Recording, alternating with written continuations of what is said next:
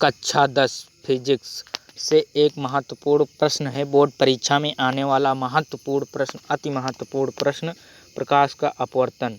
ये प्रकाश का अपवर्तन जो है, ये कहता है कि प्रकाश का अपवर्तन, जब प्रकाश की किरण एक माध्यम से दूसरे माध्यम में जाती है तो वह अपने मार्ग से विचलित हो जाती है। प्रकाश के किरण को अपने मार्ग से विचलित हो जाना प्रकाश का अपवर्तन कहलाता है। क्या कहलाता है? जब एक प्रकाश की किरण एक माध्यम से दूसरे माध्यम में जाती है तो वह अपने मार्ग से विचलित हो जाती है।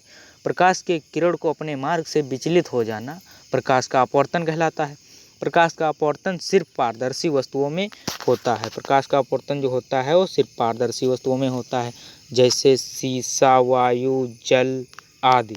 प्रकाश के अपवर्तन का कारण जो होता है, अपवर्तन प्रकाश के एक माध्यम जो पारदर्शी होता है उससे दूसरे माध्यम में प्रवेश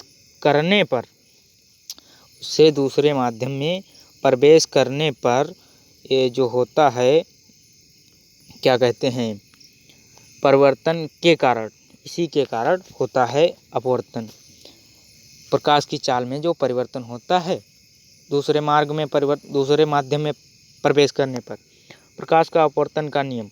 प्रकाश का अपवर्तन के दो नियम होते हैं। प्रकाश के अपवर्तन के नियम दो हैं, ये दिए गए हैं। आपतित किरण, अपवर्तित किरण, उसमें परावर्तित किरण होती है, इसमें अपवर्तित किरण होती है, तथा आपतन बिंदु, तीनों एक ही तल में होते हैं। जब प्रकाश की किरण, दूसरा नियम ये कहता है, जब प्रकाश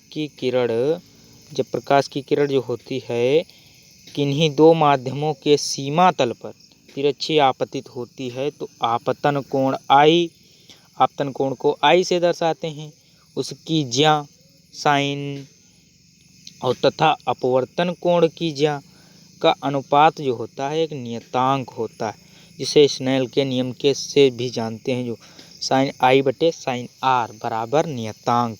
स्नेल का नियम मतलब दूसरे नियम पर आधारित है। Snell's the law of reflection, Snell's का अपवर्तन का नियम।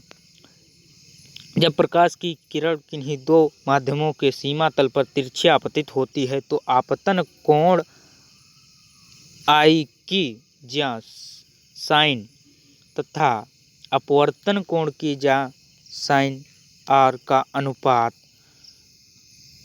एक नियतांक होता है। इस नियम को स्नेल का अपवर्तन नियम भी कहते हैं। लिया गया है यहाँ साइन आई बटे साइन आर